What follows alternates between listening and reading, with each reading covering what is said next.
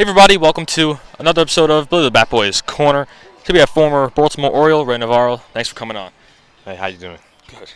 In 2007, the Diamondbacks drafted you in the third round. How special was it to get drafted that high? Wow, it was special, and it was a moment that I never forgot. Now in 2015, the Orioles called you up to the big leagues. Can you tell us your call-up story? Yeah. That year I signed with them as a free agent, but they give me a big league contract, so they put me in the 40-man roster, and right away. And I went to spring training, everything fine. I got sent down, and still working. I went to AAA. In the first game that we played there, it was kind of like a practice game against the University of Norfolk, Virginia, and I got hurt. I pulled my groin, and I spent like 14 days in before we start the next day. So we start, and I was on the deal. And after those 14 days, I played 2 games, one night game, and I got the call up. Wow. That was so special. I didn't expect it because I was getting off the deal like recently. Right. But at the same time, I was like thinking about it because I was in the 40-man roster, and they were getting hurt. Everybody was getting hurt in the big leagues. All the infielders, even the utility guy, he was hurt. So I went like, they might call me. Right. And then that afternoon, I was on my apartment, chilling, and I got a call from the manager, from RJ, Ron Johnson, and he just told me, "Are you excited? You're going to the big leagues." I was like, "Oh my god!" Yeah. But it was fun. Yeah.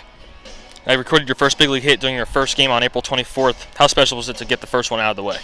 After that was my second at bat. It was a double, but like after my first at bat, I got a strikeout my first at bat, and right away I went like, wow, welcome to the big leagues. I didn't expect that my first bat in the big leagues, it was going to be a strikeout by Porcello, but after the first at bat, I was like, okay, now let's work, because the first at bat in the big leagues, it's different. Like the guys that can handle, good for them. But some guys, they took a little bit longer to realize that they are in the big league. So after first at bat, I just went there, work, hit it, hit it back on the double. Now, last season you played for the Sugarland Skaters for a few games before being signed by the Yankees. How much did Indie Ball help you get that second shot? A lot, because if I was at home not playing, I don't think they're gonna sign me. So I decided I spent like 10 days with my family, clearing my mind, talking to my family, trying to get back on track, and I decided to come here and play 3 games. Well, come here and play Indy, and I just played 3 games, and I got picked up by them. Now this season you're here in Somerset. What's your experience been like? Here it's kind of different because it's indie ball, but at the same time it's a competitive league. It's we have like all the team have a lot of guys that they have a lot of experience playing AA, AAA, big leagues, or another indie balls, like another countries winning ball. So we got pretty good guys that they can play in the big leagues, and they can play AAA pretty good with no problem. So this league is kind of more like,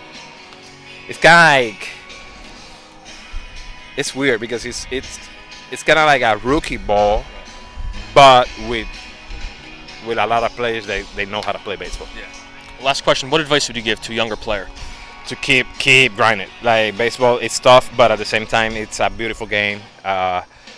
You learn a lot. You go to different series, experience different atmospheres, know a lot of people, and you're playing a game. You are getting paid by playing a game. So just keep working hard. Thank you.